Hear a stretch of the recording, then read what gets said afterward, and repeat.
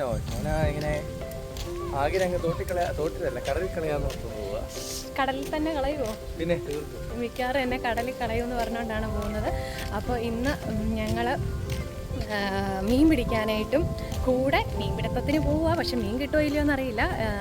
അതിൻ്റെ ഒപ്പം തന്നെ കുറച്ച് മീൻ ഓൾറെഡി പിടിച്ചു വെച്ചിരുന്നതിനെ എടുത്തുകൊണ്ട് പോയി ഗ്രില്ല് ചെയ്ത് കഴിക്കാമെന്ന പ്ലാനോട് കൂടി ഞങ്ങൾ നീങ്ങുവാണ്. ഞങ്ങൾ മാത്രമല്ല, ഞാൻ താമസിക്കുന്നിടത്തെ വീട്ടിലെ ബേബയും ചേച്ചിയും പിന്നെ പിള്ളേരും പിന്നെ ഞങ്ങളുടെ കൂടെയുള്ളൊരു മിസ്സും ഒക്കെ ഉണ്ട്. അപ്പം ഞങ്ങളെല്ലാവരും കൂടെ ഒന്നിച്ച് മീൻപിടുത്തവും ഞങ്ങളുടെ ഇവിടുത്തെ കാഴ്ചകളും ഒക്കെയാണ് നിങ്ങളിനി കാണാൻ പോകുന്നത്.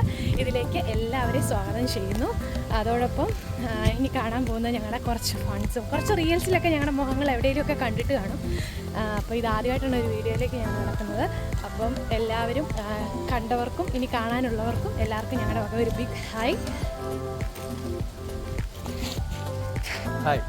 നമ്മൾ ഐലൻഡുകളിലൊക്കെ പിക്നിക്ക് പോകുക എന്ന് പറഞ്ഞു കഴിഞ്ഞാൽ വലിയ വണ്ടിയും കാര്യങ്ങളും ഒന്നും വേണ്ട. നമ്മുടെ ഉന്തു വണ്ടിയിൽ സാധനങ്ങളൊക്കെ എടുത്തു വെച്ച് ഞങ്ങളും യാത്ര പോവുകയാണ്.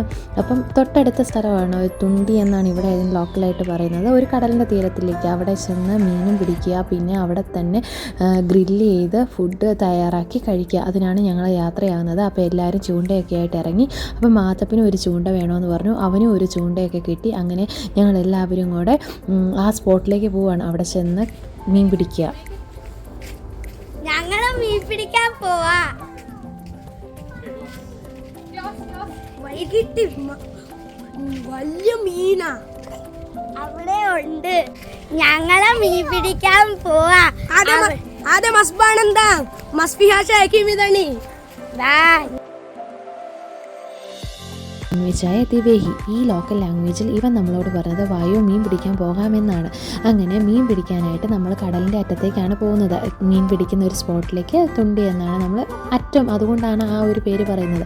അപ്പം നമ്മൾ കടന്നു പോകുന്നത് നല്ല വെള്ള നിറമുള്ള മണലിൽ കൂടെയും നീല നിറമുള്ള കടലും നല്ല പച്ചപ്പ് നിറഞ്ഞ വഴിയിലൂടെയാണ് കടന്നു പോകുന്നത്. ഈ പച്ചപ്പിന് കാരണം ഇവിടുത്തെ തെങ്ങാണ് കേട്ടോ.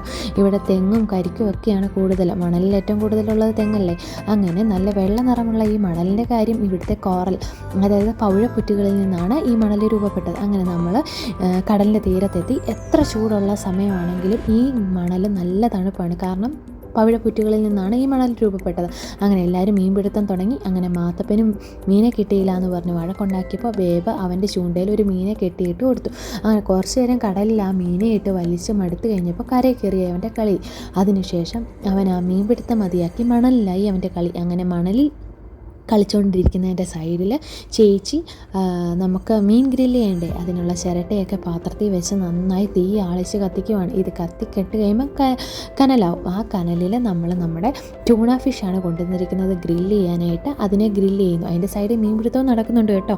അങ്ങനെ ഗ്രില്ല് ചെയ്ത് റെഡിയായി കഴിഞ്ഞപ്പോൾ ഒരു കഷ്ണം കേക്കും ബ്രെഡും ബണ്ണും ഒക്കെ കൂട്ടി നമ്മൾ ഈ മീനെ അകത്താക്കി. കടലിൻ്റെ തീരത്തുള്ള ഈ ഒരു ഫുഡ് കഴിപ്പ് നല്ലൊരു എക്സ്പീരിയൻസ് ആയിരുന്നു. അങ്ങനെ അതിനുശേഷം വീണ്ടും മീൻപിടുത്തം നടന്നുകൊണ്ടിരിക്കുകയാണ്. കുറച്ച് മീനെയൊക്കെ കിട്ടി കേട്ടോ ഞങ്ങൾക്ക്. അങ്ങനെ ഇവന് വലിയൊരു മീനെ കിട്ടിയപ്പോൾ അവന് വലിയൊരു സന്തോഷമായി. അങ്ങനെ ആ മീനെയൊക്കെ അവൻ കാണിച്ചു. അതിനുശേഷം എന്നാൽ പിന്നെ പരിപാടികളൊക്കെ ക്ലോസ് ചെയ്തേക്കാം എന്ന രീതിയിൽ കടലിൽ ചാടി. അങ്ങനെ പിള്ളേരൊക്കെ ലൈഫ് ജാക്കറ്റൊക്കെ ഇട്ട് ഇറങ്ങി. മാത്തപ്പൻ ആദ്യമായിട്ടാണ് കടലിലിറങ്ങുന്നത്. അങ്ങനെ കടലിലൊക്കെ ഇറങ്ങി കളിച്ചു. അതിനുശേഷം ഞങ്ങൾ തിരിച്ചു പോകാനായിട്ട് തീരുമാനിച്ചു. അപ്പം ഇത് ഇഷ്ടപ്പെട്ടവർ ലൈക്ക് ചെയ്യുക, സബ്സ്ക്രൈബ് ചെയ്യുക. It's me Aagi signing of.